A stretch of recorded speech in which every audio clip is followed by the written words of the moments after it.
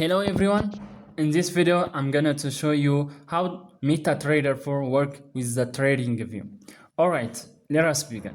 First open Tradingview in your browser, then go to the trading panel section. Here you will see a list of brokers that you can connect and trade with directly. Now you may look for Metatrader 4, but you will not find them for a direct trading. Tradingview does not support direct trading with Metatrader accounts.